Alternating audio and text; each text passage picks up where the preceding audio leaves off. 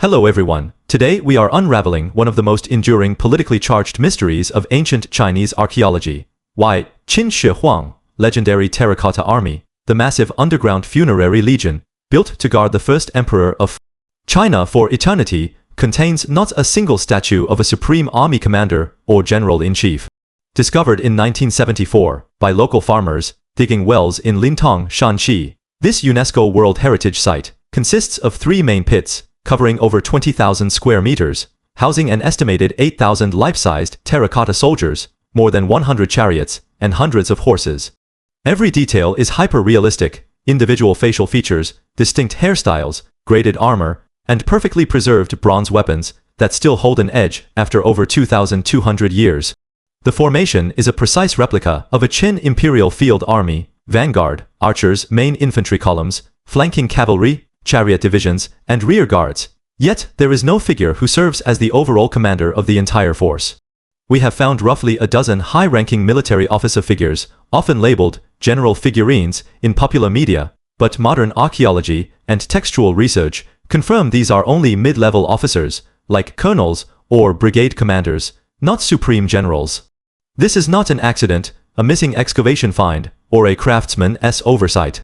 This absence is a deliberate, politically loaded choice, rooted in Qin's absolute centralization, military law, imperial ritual, and the first emperor's cult of personality. To understand this, we must step into the brutal, ordered world of the Qin Dynasty, where power was concentrated in one man's hands, and no subject could stand above the imperial will. First, we must address the single most widely accepted academic conclusion: Qin Shi Huang himself was the sole supreme commander of this underground army, and no mortal general was allowed to hold that role in his funerary guard. The Qin Dynasty invented China's first fully centralized imperial system, abolishing feudal lords and placing all military, political, and economic authority under the emperor. According to the records of the Grand Historian and Qin legal texts unearthed at Shui, all military power rested with the emperor. The system of tiger tallies divided command authority, one half kept by the emperor, the other by a field officer, and no troop movement over 50 men was legal without both halves matched. This meant generals were temporary appointees, not permanent, top commanders. They received orders for a campaign, completed the mission, and surrendered their authority immediately. The Terracotta Army was not a field army on campaign, but the imperial capital, guard the elite unit, tasked with defending the emperor and the mausoleum. This unit had no permanent supreme general, because its only legitimate commander was the emperor himself. In the afterlife, Qin Shi Huang intended to rule, as he did in life, as the unchallenged master of all soldiers. To sculpt a supreme general would be an act of lèse-majesté, implying a subject could share or exercise authority equal to the emperor. Qin law punished even minor challenges to imperial dignity with execution, so artisans and planners would never dare create such a figure. The high-ranking officer figures we see are simply unit leaders, tasked with carrying out the emperor's silent commands, not independent commanders. Second, the structure of the Qin military system meant permanent supreme generals did not exist in the capital guard, so none were sculpted. Qin military administration clearly separated field armies and garrison forces.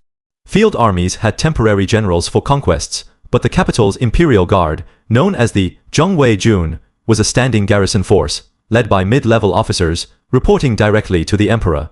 The three terracotta pits form a complete command and combat structure. Pit 1 is the main infantry formation. Pit 2 is the mixed elite corps of chariots, cavalry, and archers. And Pit 3 is the verified command headquarters, with around 68 figures, representing staff officers, guards, and signal troops. Critically, Pit 3, the command center, also has no supreme general.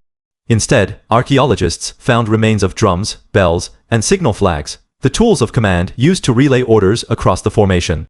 This tells us the army's command relied on visual and auditory signals from the emperor's authority, not a single human commander.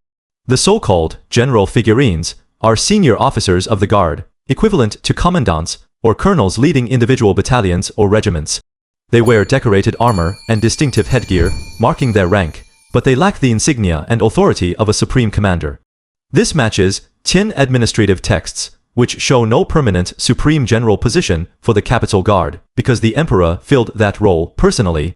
Third, funerary ritual. and the ideology of treating death as life forbade any subject from being elevated to equal status with the emperor in the afterlife.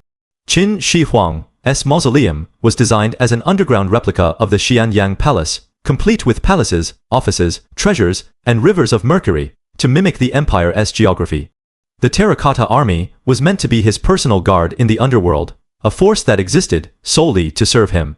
In Imperial Chinese ritual, the emperor was the son of heaven, a semi-divine figure whose status was incomparable to any mortal. Placing a supreme general in the army would create a hierarchical parallel that undermined the emperor's sole authority. All officials and soldiers in the mausoleum complex were subordinates, their existence defined by service to the emperor. There was no place for a figure who could issue independent orders or lead the army without imperial approval. This is why even high-level civil officials in the mausoleum are depicted as attendants, not rulers.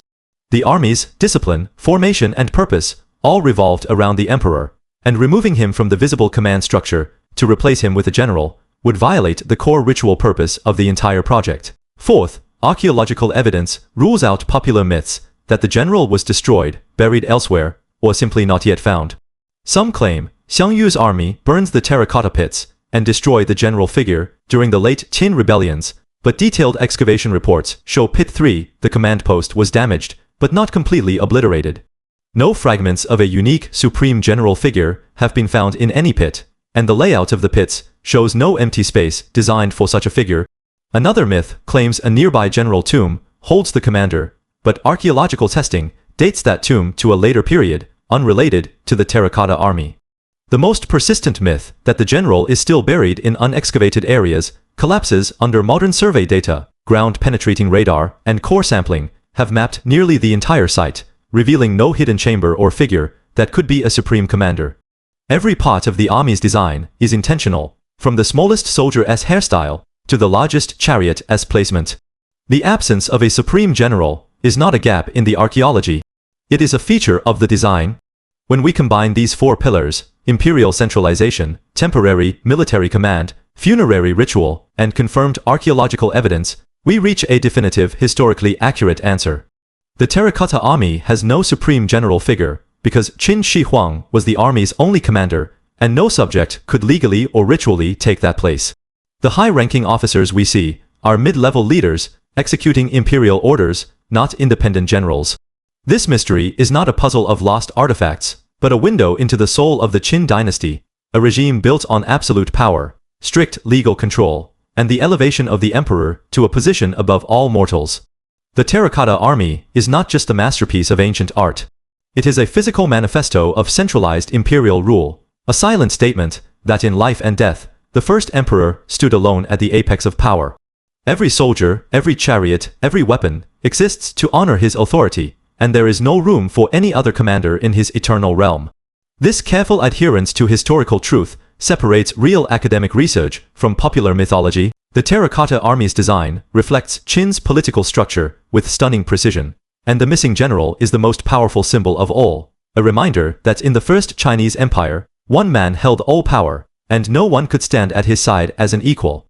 The army's strength was not in a single general's genius, but in the unyielding authority of the emperor, who commanded it, a truth carved into clay and buried for millennia, waiting for us to decode.